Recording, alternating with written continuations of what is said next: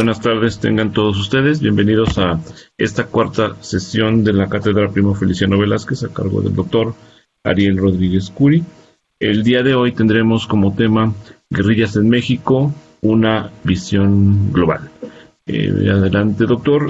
Sin más preámbulo, le cedo la palabra de esta nueva sesión. Muchas gracias, buenas tardes. Mil perdones por el resote mío.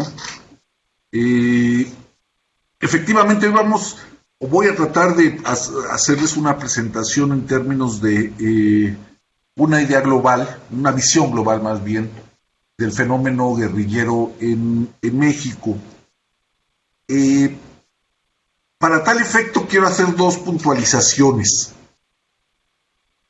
En primer lugar voy a recuperar algunos elementos que hemos abordado en las sesiones anteriores, especialmente con el timing de la experiencia guerrillera en América Latina, pero también voy a tocar un poquitín los casos europeos que han sido estudiados especialmente en Italia y España, para tratar de colocar el fenómeno guerrillero mexicano en un contexto más comprensivo en este sentido.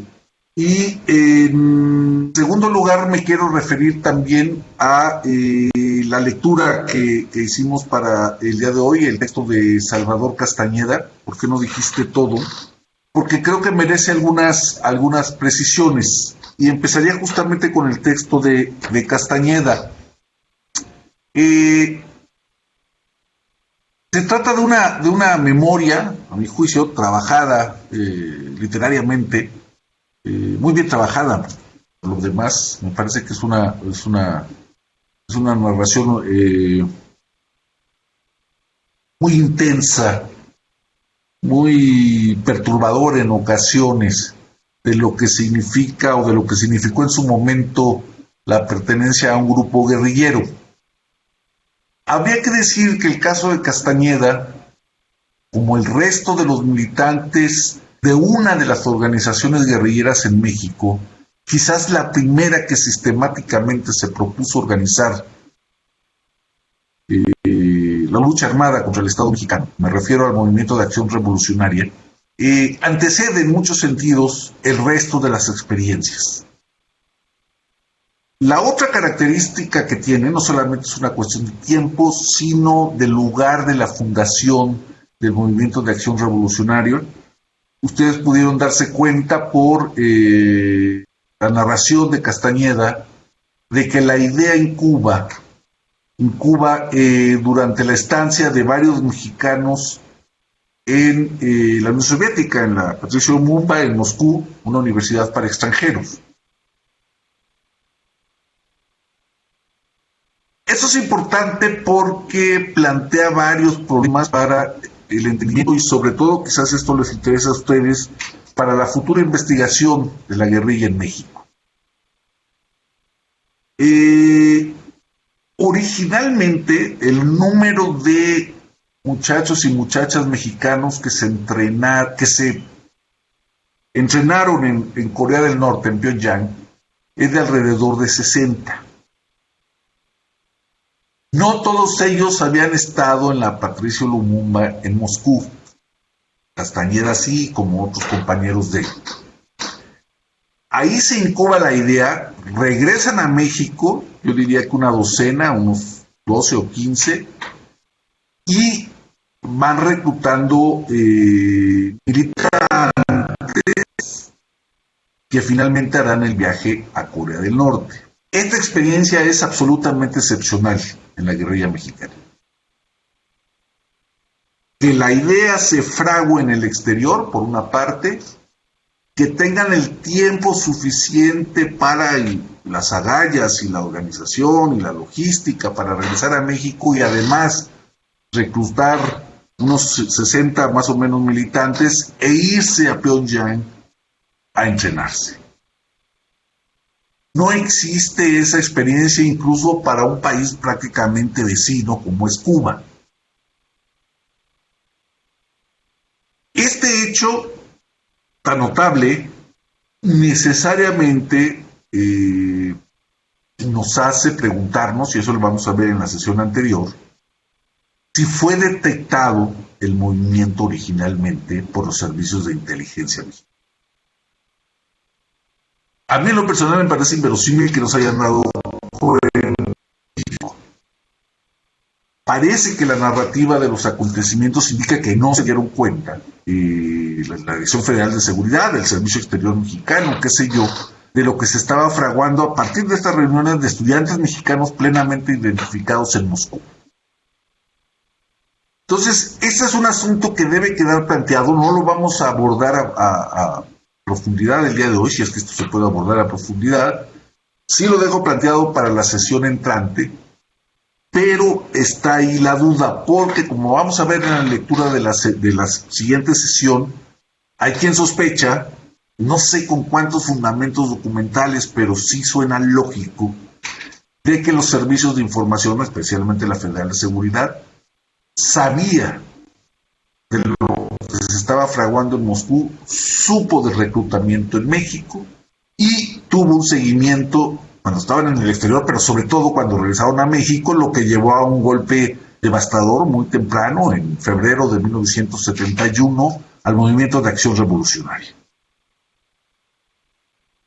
Entonces, el texto de Castañeda no nos da una idea global de la guerrilla en México, pero sí nos da un caso mucho, muy importante, mucho, muy interesante, y que tiene, vamos a decirlo así, muchas lecciones de método sobre lo que nos estamos preguntando y cuáles son los límites de nuestras fuentes documentales, por ejemplo. La segunda lección, vamos a decirlo así, que tiene el texto de Castañeda, es las tensiones y las rupturas que se dan al interior del Movimiento de Acción Revolucionaria, sobre todo entre los que están presos. Es importante señalar que del total estimado de muchachos que militaron en el mar y que fueron entrenados en Corea del Norte, alrededor solamente de 20 fueron capturados en México en la primera escalada represiva de parte del gobierno mexicano. Por lo tanto, quedaron unos 40, poco menos quizás, como flotando, como pululando en el ambiente político de la extrema izquierda en México, sin haber sido apresados. No sabemos si sin haber sido detectados. Son dos cosas distintas. Se captura 20, o más o menos unos 20, y otros 40 quedarían dispersos. Algunos de ellos van a ir a dar a otros experimentos guerrilleros. Particularmente el MAR tiene un contingente importante en la organización de la Liga Comunista 23 de septiembre a partir de marzo de 73.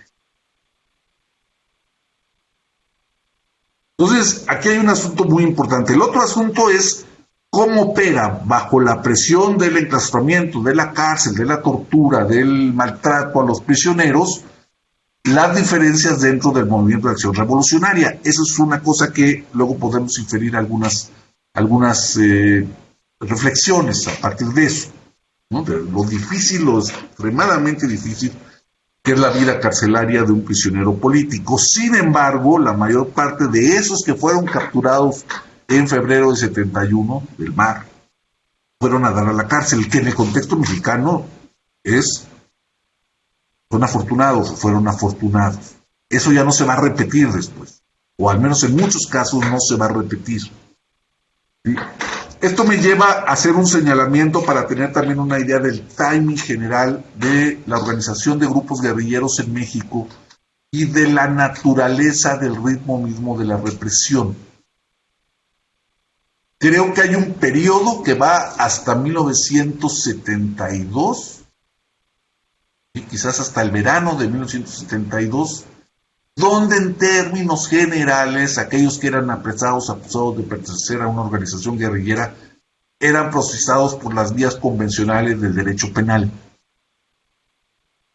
Esta atmósfera se va a enrarecer a partir de la creación de la Liga, quizás en buena medida por la creación de la Liga. Y se va a definir entonces otra metodología represiva de parte del gobierno mexicano que va a culminar de manera bastante tardía, y esto hay que apuntarlo, en una visión global del fenómeno en la creación de la Brigada Blanca o la Brigada Especial, que es hasta 1976, que tenemos una noticia de que existe como un apartado estanco dentro de la Dirección Federal de Seguridad, pero formado no solamente por agentes de la Dirección Federal de Seguridad, sino lo que sabemos por la literatura de la Policía Militar, sobre todo el segundo batallón de la Policía Militar, de la Policía Judicial del Distrito Federal, de la Policía Judicial del Estado de México, etcétera. Esa va a ser la Brigada Especial que va a adquirir forma, cuerpo, va a existir, vamos a decirlo así, formalmente, hasta 1976. De todos modos, la represión que mata y desaparece es una represión que se desarrolla ya para 1973 de una manera muy clara. Por eso los prisioneros, los capturados en 1971, 1972, son, creo, eso hay que verlo con números, pero los que tienen la oportunidad de llegar a la cárcel, ser juzgados, y conocemos sus historias. También va a pasar después de 73, incluso va a pasar después de 76, pero ya en otro tono. Eso me parece que es muy importante del testimonio de Castañeda. Un tercer asunto que aparece en Castañeda, que me parece fascinante, es que les toca el cambio de Lecumberri a los reclusorios, ¿no? Que es lo que está narrando en buena medida, sobre todo en la primera parte del libro, que es todo un operativo muy impresionante, ¿sí? Por el cual concentran a todos los políticos o a toda la guerrilla, como le decía ahí un lumpe que estaba ahí metido y que se pasó del lado de los guerrilleros, y los llevan a los reclusorios que estaban empezando su vida útil. Esto es interesante en términos incluso simbólicos, porque hay que recordar que Lecumberri es hoy el Archivo General de la Nación. Y si bien Lecumberri no fue mayoritariamente una prisión política, porque no lo fue, era una minoría de presos políticos comparado con la población general, es el lugar de los presos políticos, básicamente. O al menos en nuestro imaginario. Porque la otra cosa que ya estamos obligados a reconocer y a explorar en tanto investigadores, en tanto historiadores, es la trayectoria, la prisión, los procesos de todos aquellos que no llegaron a Lecumberri, que purgaron sus penas en prisiones, en otras prisiones federales o en otras prisiones locales. Una cosa que conocemos poco. Y me parece que en términos de método también esto abre una posibilidad de fuentes distintas a la de la policía política. Hay que ir, muchachos, a los archivos de los policías locales, de las judiciales de los estados, por ejemplo. Hay que ir a los archivos de las secretarías de gobierno que administran las prisiones en los estados. Hay que ir a los libros de acceso a las prisiones, que usualmente tienen una ficha biográfica del que es condenado ya en firme a una pena, etcétera, porque hay una parte de la historia de la guerrilla que no va a estar o no va a estar a plenitud en los archivos de la Dirección Federal de Seguridad y en general lo que conocemos como los archivos del CISEN. Los archivos locales se están convirtiendo, creo yo, o se van a convertir, creo yo, en una fuente muy importante para ilustrar esta historia también. El caso es que en el caso Castañeda, pues, efectivamente pues, lo capturan, además tuvo un gran despliegue publicitario la captura de 20 integrantes del MAN en febrero de 71. Hay que recordar que Luis Echeverría llevaba apenas 3 meses de presidente de la República, había entrado en diciembre de 1970. Esto le permitió a Echeverría presentar la carta pro-yanqui, pro-norteamericana, muy plásticamente, y decir, miren cómo estamos combatiendo el comunismo, miren cómo acabamos de capturar a estos cuates que se habían entrenado en Corea, etcétera. Era el momento en que Echeverría todavía imaginaba que iba a haber una relación que le iba a favorecer a su gobierno con el gobierno de Richard M. Nixon. Sí es importante, en esta visión global de las cosas, saber que la relación con Nixon y Echeverría fue difícil, que Nixon era un presidente impredecible para muchos efectos de política exterior. Hay que reconocer que Nixon acabó con algunos sobreentendidos de la política internacional, no solamente respecto a México, sino respecto en general, a las relaciones internacionales de Estados Unidos. Hay que entender que el gobierno de Nixon fue muy agresivo en su política internacional, y no solamente es el caso de Vietnam y los bombardeos de Camboya y de Laos, mantenidos en secreto al margen del Congreso norteamericano, etcétera, etcétera, sino incluso en las relaciones día a día con gobiernos que se suponían amigos, como Estados Unidos, como Canadá y México, que por ejemplo les impone un arancel del 10% sin avisar a los dos países el mismo día.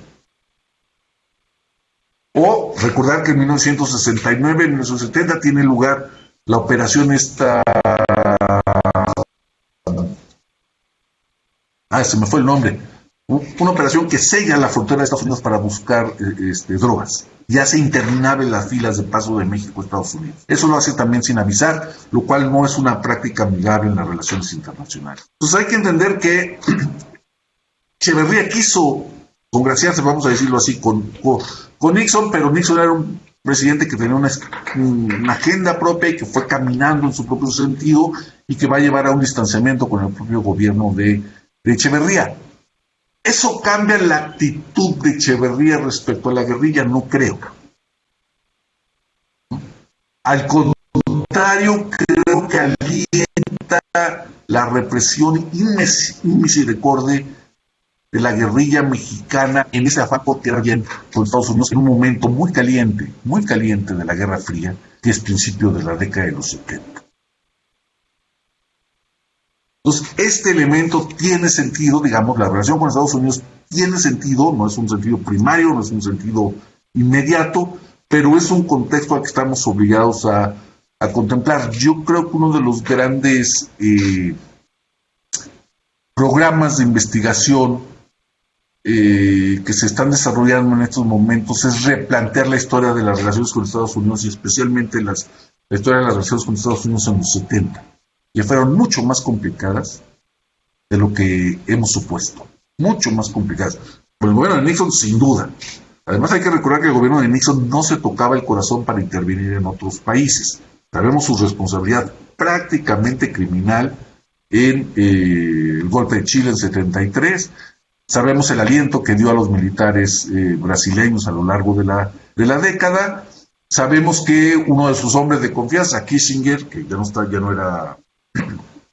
Nixon ya no era presidente en 76, pero alentó y protegió, vamos a decirlo así, a los golpistas argentinos del 36, de marzo del 36, etcétera. Entonces, la situación política internacional en la primera mitad de la década de los 70 es particularmente difícil para los países latinoamericanos. México no es una excepción, aunque la capotea al estilo Echeverría. Esto explica por qué Echeverría va a abordar, va a tomar, digamos, la bandera del tercermundismo, que ha sido muy criticada y de la que muchos analistas se han pitorreado durante mucho tiempo, pero que estaba obligado también por una circunstancia política internacional especialmente difícil, ¿no? Donde la centralidad de Estados Unidos es una centralidad que no pasa por una negociación, ya no digamos en términos de iguales, porque no somos iguales, pero en términos relativamente educados de acuerdo a las convenciones internacionales, ¿no?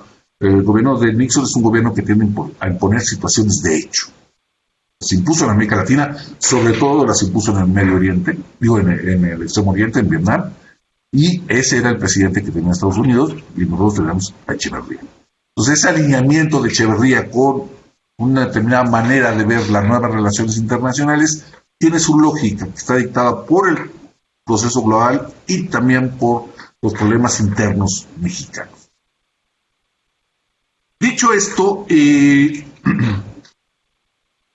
me parece que voy a insistir en un asunto que ya habíamos abordado en la sesión anterior, pero le quiero dar otro giro. Me refiero a eso que siempre decimos, que la Revolución Cubana tuvo un impacto muy importante en la formación de guerrillas latinoamericanas y por extensión en la formación de las guerrillas mexicanas. Creo que esto es cierto, pero tiene una fecha. el modelo cubano, si vamos a hablar de un modelo cubano, y últimamente incluso eso se está discutiendo, pero si vamos a hablar del modelo cubano de guerrilla, el foco, un poco difundido o muy difundido por el Che Guevara, etcétera, en realidad tiene una vida que llega básicamente a 1967 y la prueba muerte de Che Guevara. Sí, la idea de que un foco revolucionario podía crear las condiciones subjetivas para una revolución en los países latinoamericanos, en realidad al final de la década ya había sido dejada atrás, al menos en los países de mayor peso demográfico y económico de América Latina. Es a partir del 68, 69 que se consolida la idea de, sin ser una crítica abierta siempre, a veces sí, pero no siempre es una crítica abierta, de que los escenarios de una posible revolución armada en América Latina tenían que tener como teatro de operaciones principal las ciudades. Y eso es claramente lo que va a vindicar Tupamaros, por ejemplo. Eso es lo que claramente después va a vindicar Toneros. Y eso es lo que van a vindicar, en el caso mexicano, una buena parte de los grupos que se forman entre 69, 70, 71, 72, con algunas excepciones notables que me voy a referir en un momento, pero en términos del número de grupos, la mayor parte de los grupos guerrilleros o con vocación guerrillera que se forman en México tienen una idea de que hay que organizarse en las ciudades porque es el teatro de operaciones, digamos, predilecto, importante, estratégico de la revolución que viene. Este proceso en el cual grupos guerrilleros en América Latina en general y específicamente en México reconocen que puede haber otro teatro de operaciones distintos al campo, distintos a lo que se predica de la teoría del foco, coincide además con un retraimiento importante de Cuba, con algunas excepciones en América Central y Caribe, digamos, colombiano, de alentar abiertamente otros movimientos guerrilleros. Es cuando el gobierno de Cuba gira sobre su eje y empieza a reconocerse y acercarse al gobierno de Unidad Popular, por ejemplo, en Chile. Allende es electo en 70, cuando empieza a mirar con otros ojos, a coquetear con el peronismo, todavía en el exilio, etcétera, etcétera. En el caso mexicano la situación se mantiene, el compromiso cubano de no alentar, de no proteger, de no financiar disidencias armadas en México se mantiene, y eso el gobierno mexicano lo sabe perfectamente, y por ese flanco, digamos, va a estar más o menos tranquilos. Por eso es quizás la sorpresa y por eso la perspectiva francamente planetaria de lo que significó el mar. No fueron los cubanos, fue Corea del Norte. No nos podemos imaginar un punto geográfico más alejado de México que Corea del Norte, y ese sería, digamos, el lugar donde encontraron los guerrilleros mexicanos un santuario para el entrenamiento, para la capacitación, en fin.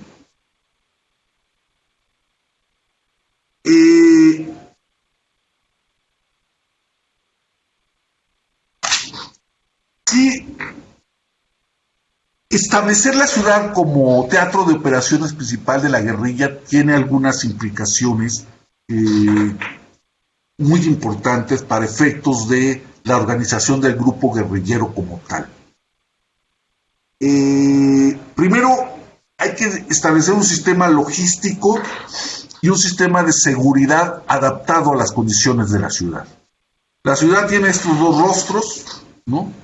Está el anonimato, está su orden de magnitudes, está la posibilidad, digamos, de pasar desapercibido más fácilmente incluso en las comunidades agrarias, etcétera. Al mismo tiempo estamos mucho más cerca de los factores reales del poder, al mismo tiempo están más vigiladas que las zonas rurales, al mismo tiempo el gobierno dispone de más recursos inmediatos para la represión de un posible grupo guerrillero. Entonces, hay una adaptación y tiene que haber una adaptación del pensamiento, digamos, de los guerrilleros respecto al teatro de operaciones urbano.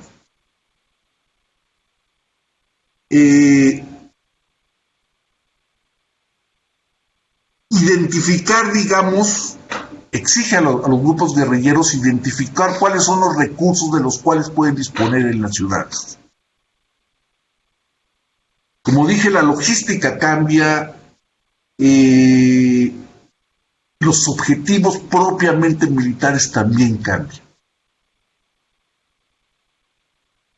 ¿Cómo se mantiene un grupo guerrillero urbano? Básicamente teniendo acceso al más anónimo de los recursos, que es el dinero. Y el más anónimo de los recursos, que es el dinero, está en los bancos o está en aquellos establecimientos que manejan efectivo.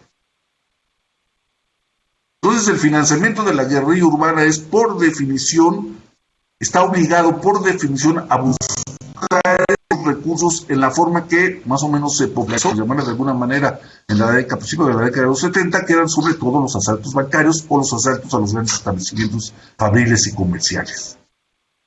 La necesidad de la guerrilla o las facilidades que la ciudad ofrece a los guerrilleros para mimetizarse y pasar desapercibidos, que son ciertas, que son ventajas subjetivas, que nadie va disfrazado de guerrillero, digamos, básicamente, ¿sí? Se desdicen, se ponen en tensión, se traicionan al momento en que hay que tener acceso a recursos, a dinero.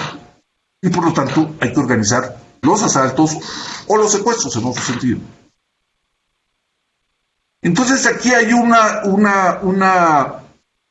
especie de cortocircuito que yo llamaría como la paradoja del guerrillero urbano, que tiene que ver con pasar desapercibido por una parte, en otro sentido, hacerse de recursos, y en tercer lugar, nombrar esas acciones. ¿Qué nombre se le da al asalto bancario o qué nombre se le da al secuestro que produce dinero? Y no me refiero digamos, a eso que la jerigonza de los guerrilleros se llamaba expropiaciones, etcétera. No. Me refiero a si un grupo guerrillero tiene la necesidad de decir que el asalto bancario, el asalto al Banco de Comercio o al Banco Nacional de México o al Banco del Atlántico es un acto político. Lo van a decir como tal, van a hacer propaganda alrededor de un acontecimiento como este. Este es un círculo, una especie de camisa de fuerza que va a tocar no solamente a los guerrilleros urbanos en México, sino prácticamente toda la guerrilla en América Latina.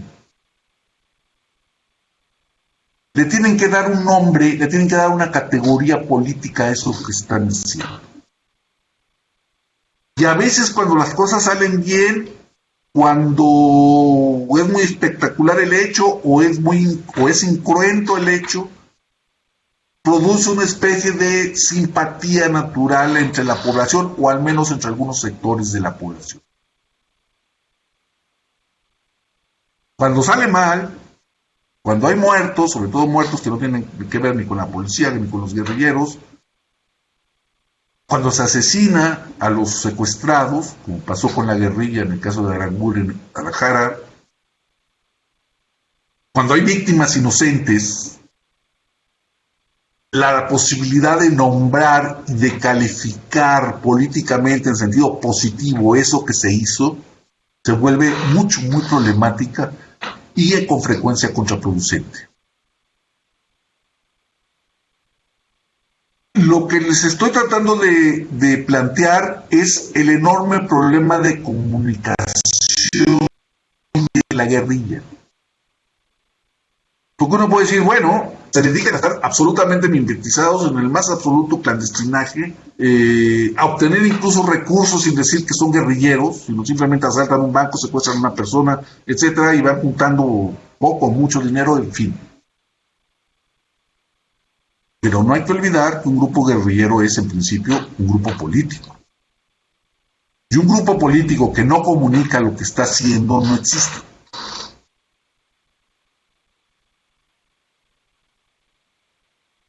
enfrentan entonces a un problema sistemático. ¿Hasta dónde puedo decir lo que hago? ¿Hasta dónde puedo decir que lo que hago es un acto político porque está en perspectiva de una revolución, de un México más justo, etcétera? ¿Y hasta dónde eso que estoy comunicando pasa a estar en contra mía por los costos que está adquiriendo a cada momento esas actividades?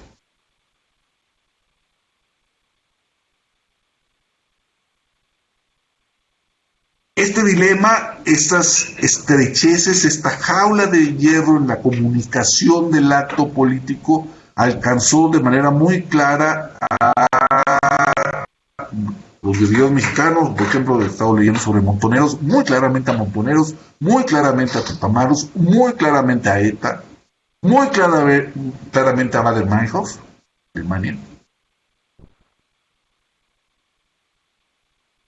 La misma inocencia, eso que hicieron al principio.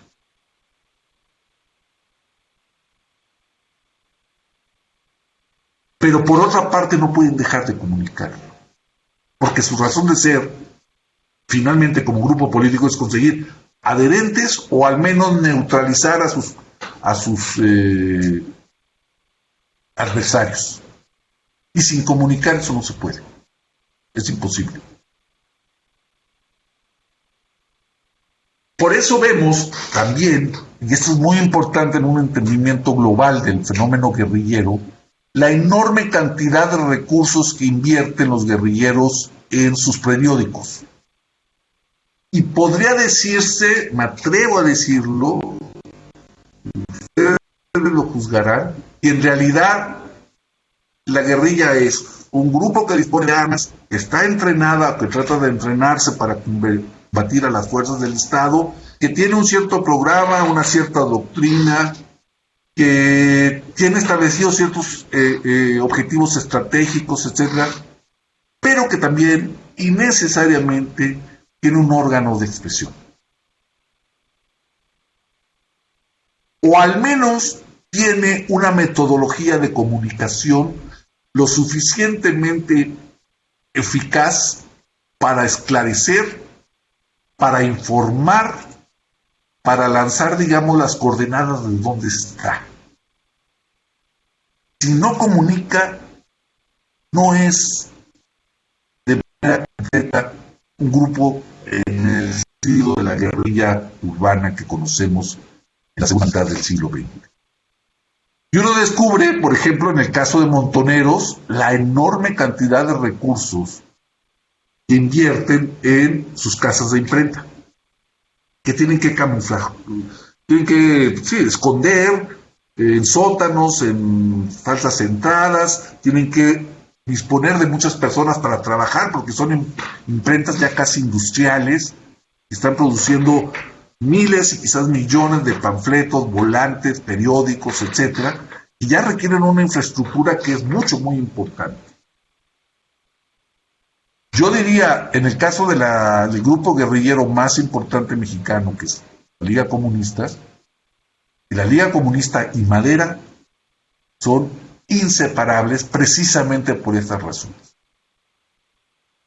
Y sorprende ver el esfuerzo, las vidas, el dolor que se consumieron en la impresión y en lo que llamamos repartiza de madera.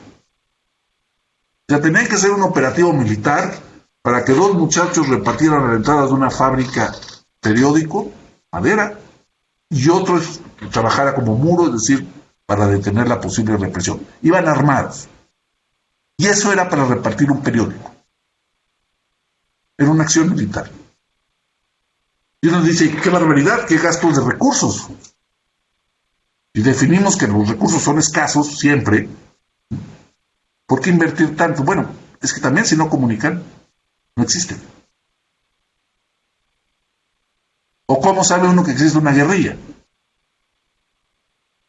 Otra cosa distinta es si los contenidos de un periódico como Madera, o como Evita Montonera en el caso de Montoneros, comunican lo que la clase obrera, o es decir, ese destinatario ideal al cual aspiran, realmente quiere leer, ese es otro asunto. Yo sospecho que Madera no, a mí me cuesta leerlo ahora. Yo no quiero saber afuera de una fábrica un tremendo rollo sobre la acumulación originaria en el capítulo 23 del tercer tomo de Marx.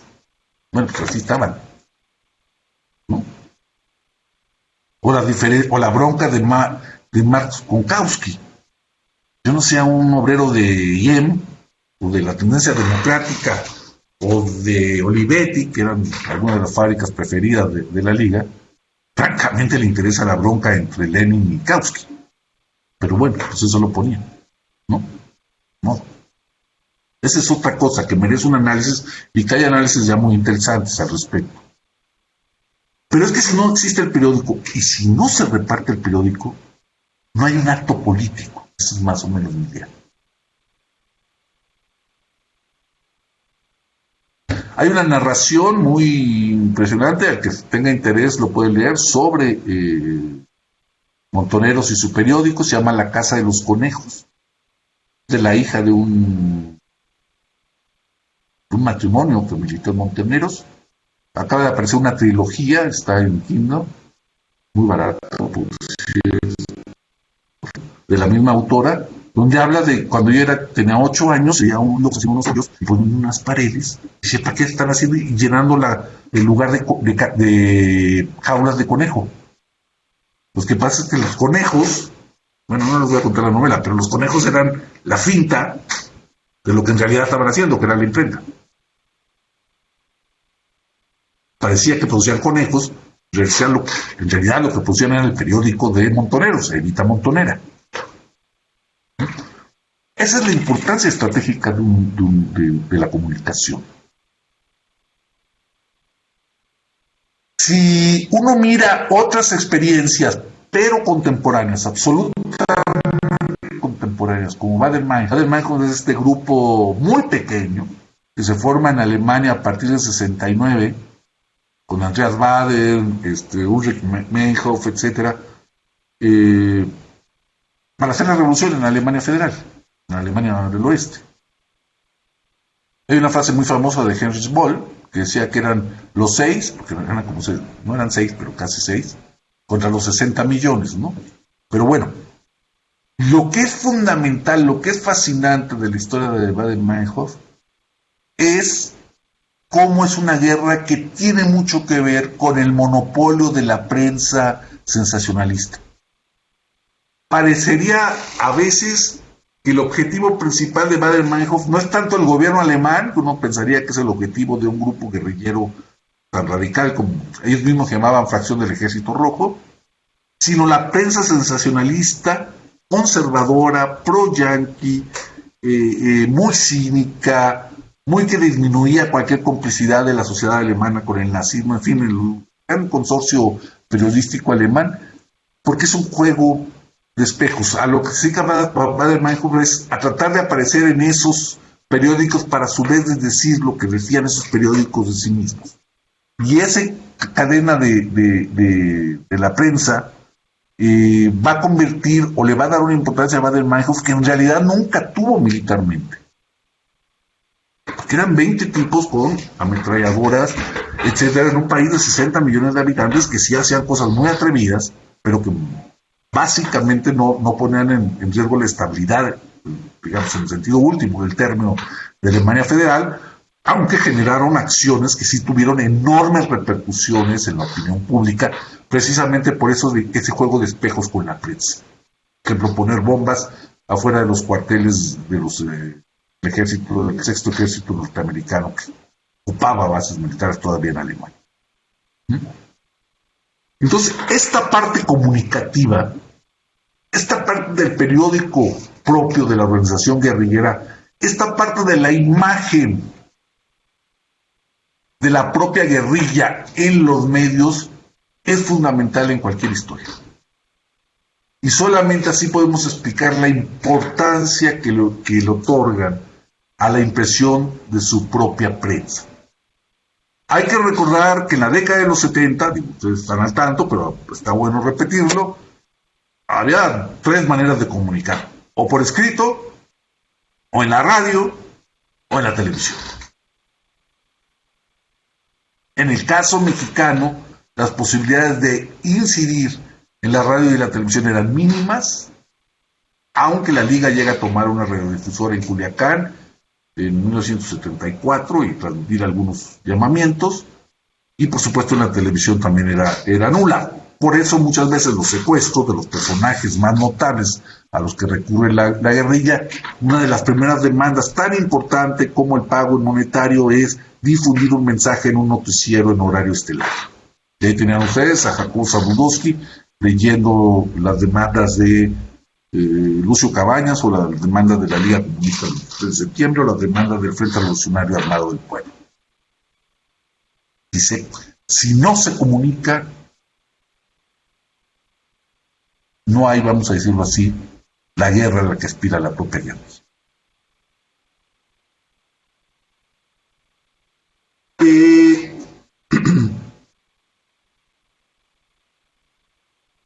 Si vamos retrotrayendo, digamos, conduciendo una visión global al caso mexicano de la década de los 70, creo que uno empieza a encontrar algunas sorpresas muy interesantes. A pesar de que en términos simbólicos el intento de tomar el cuartel Madera en 23 de septiembre de 1965 es muy importante, está en los orígenes de todas las narraciones que tienen que ver con la guerrilla moderna en México. En realidad la experiencia más importante en términos de militantes y en términos de organizaciones es la experiencia urbana. Si prescindimos, y es imposible, pero si prescindimos del caso de Lucio Cabañas en Guerrero y algunos intentos de foco en el cuadrilátero de Sonora, Chihuahua, Sinaloa, Durango y algunos en el istmo de Tehuantepec, prácticamente el grueso de los grupos guerrilleros y el grueso de los militantes van a tratar de organizarse en las ciudades. Eso no va a cambiar sino hasta el 94 con Marcos y el ejército. Es decir, al menos la visibilidad de esos grupos tiene que ver con las ciudades.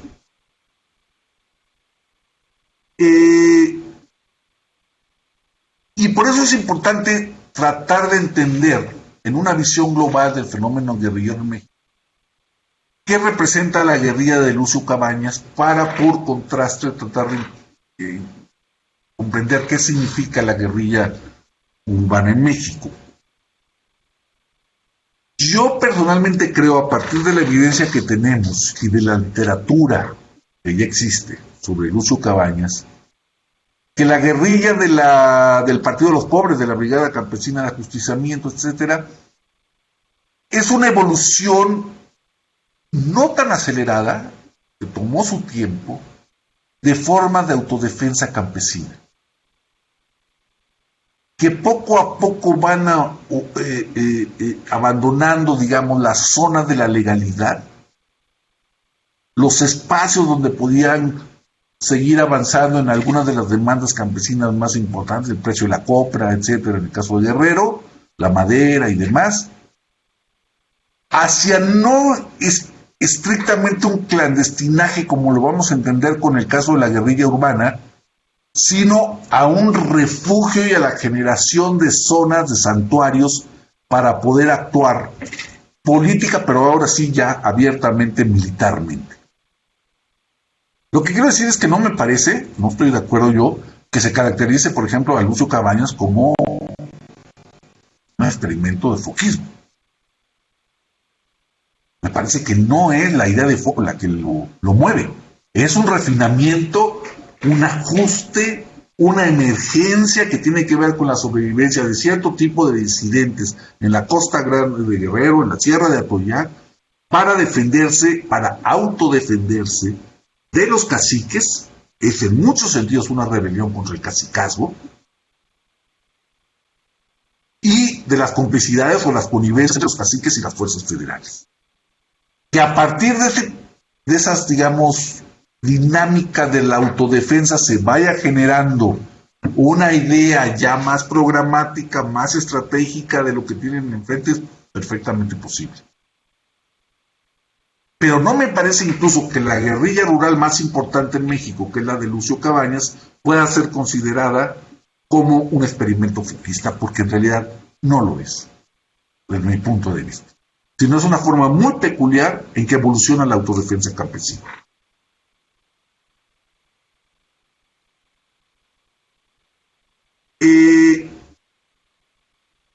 Si regresamos, digamos, de esta salida hacia la experiencia de Lucio Cabañas en Guerrero y regresamos a los componentes de la guerrilla urbana en México, creo que hay algunos elementos que vale la pena plantear, hablando estrictamente de la guerrilla urbana. A ella contribuyen de manera muy importante los estudiantes, eso es claro.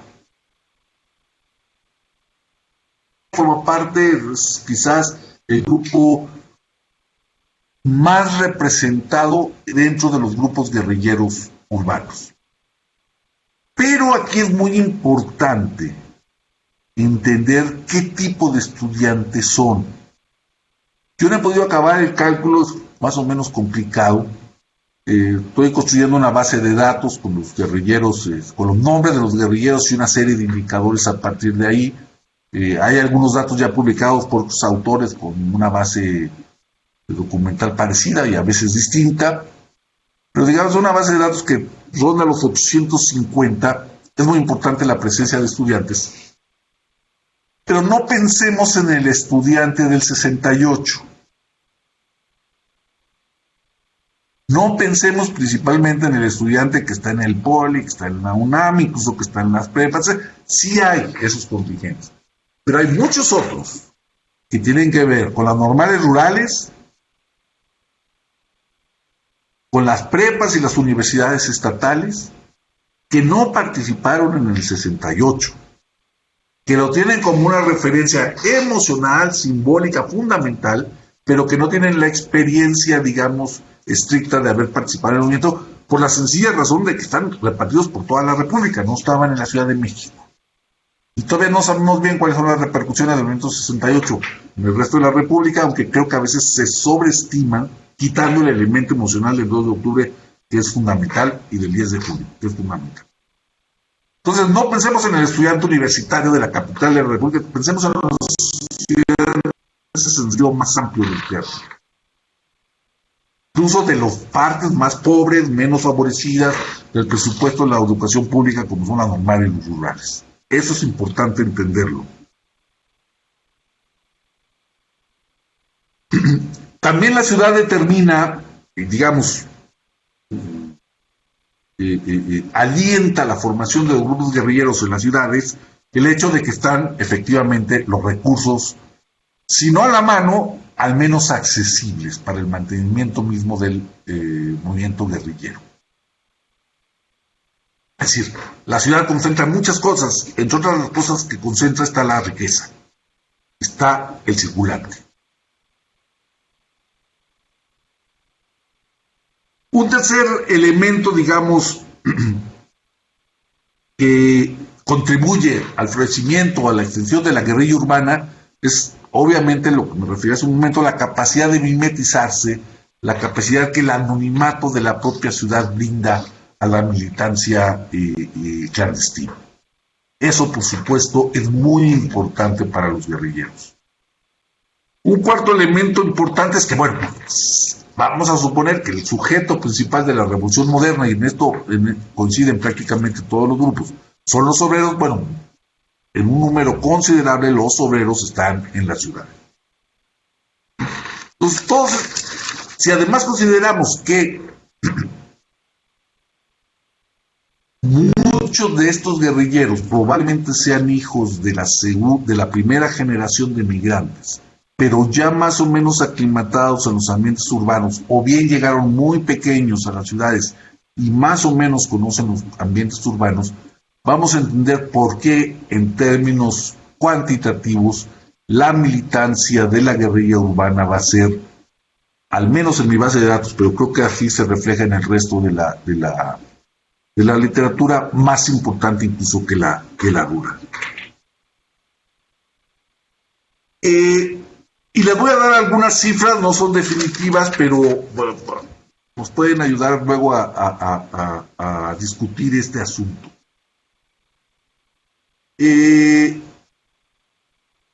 Yo identifico 6 grupos principales de guerrilla en México. El más importante es la Liga Comunista, con 33% de todos los nombres que me aparecen en un archivo con el sesgo que tiene el archivo de la Federal de Seguridad, por supuesto. 33% de todos los nombres pertenecen a militantes de la Liga Comunista.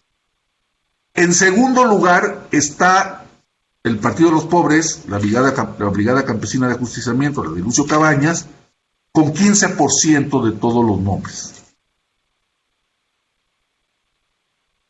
En tercer lugar está el MAR, es decir, del que pertenece Salvador Castañeda, el libro que leímos, con el 9.5% de todos los militantes de mi base de datos.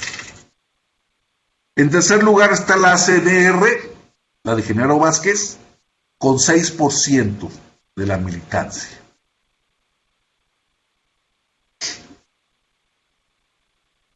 En cuarto lugar está la Unión del Pueblo, con un poco más del 5% de los militantes.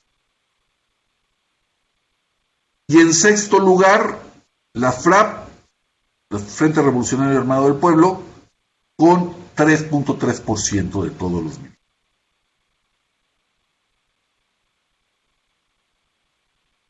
Claramente la Liga es el grupo que en mi base de datos y con mis fuentes tiene el mayor número de militantes, alrededor de 280 en un universo de 850.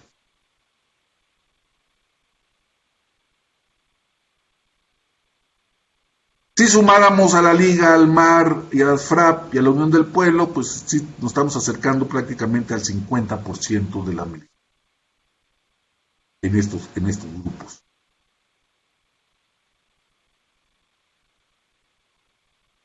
Ustedes recuerden, simplemente para que tengan una referencia más amplia, que se ha calculado a partir de lo que dice Acosta Chaparro, que seguramente el general Acosta Chaparro, que estuvo muy cerca de la represión y la desaparición de muchas personas, pero que seguramente tuvo a la vista algunos expedientes de la Dirección Federal de Seguridad y de la Secretaría de la Defensa, que el universo de los guerrilleros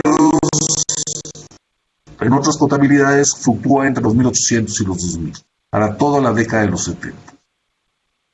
Si fuera esto cierto, mi base de datos tiene poco menos de la mitad.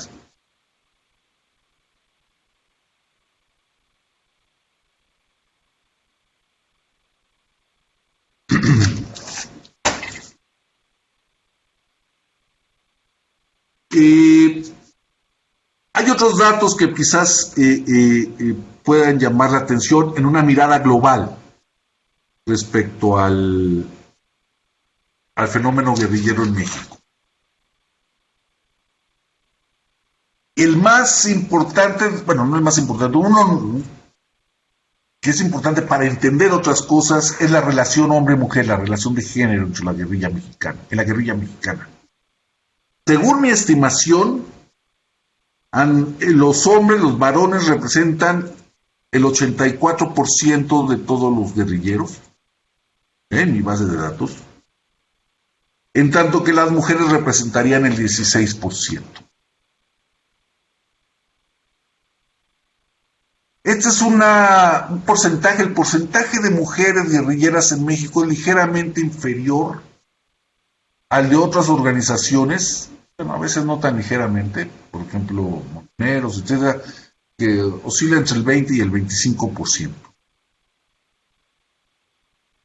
ETA, en un principio, es una organización totalmente de varones, y en el curso de la década de los 60 y de los 70 se va feminizando un poco, hasta alcanzar también más o menos la cota del 20%. Baden-Meinhof, lo que pasa es que Baden-Meinhof no es comparable porque es una organización muy pequeña, pero sí hay una presencia mayor de mujeres, como del 40%, pero no sé si sea tan representativa porque es un grupo muy pequeño, ¿no? Sí hay que hacer una comparación amplia para saber esto, pero quizás más significativo o tan significativo como compararla con otras organizaciones guerrilleras del mismo periodo, es compararlo con otras formas de militancia no violenta, no armada, que se suscitaron más o menos en los mismos años. En mi libro sobre el 68 yo calculé que el número de mujeres, o encontré que el número de mujeres dentro del Consejo Nacional de Huelga, a lo largo del año, es decir, entre agosto y octubre o noviembre quizás, fue más o menos del 12 o 13%. Si esto fuera cierto, colegas, hay más mujeres en la guerrilla que en el Consejo Nacional. Y eso me parece significativo. Y eso sí me parece que es una medida comparable. Con todo y que no hay manera de comparar lo que está comprometido en el CNH, que es muy importante y todo, pero finalmente es una protesta pacífica y que nadie esperaba que acabara como Tlatelolco, y lo que le significa militar en la clandestinidad, con un fusil en la mano o con una escuadra en la mano, asaltando bancos, etc. Por lo tanto, yo creo que es muy significativo el número de mujeres involucradas en la guerrilla mexicana. Muy significativo. Ya veremos cómo se ajustan las cuentas, ya veremos cómo se pueden comparar investigaciones, pero me parece que esto hay que mantenerlo muy presente. Por eso creo que el testimonio de las mujeres en la guerrilla es particularmente significativo para una reconstrucción justa, multivariable, matizada del fenómeno guerrillero en México.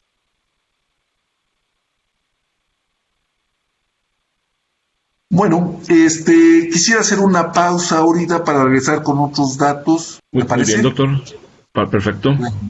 Muy bien, nos vemos 6:25.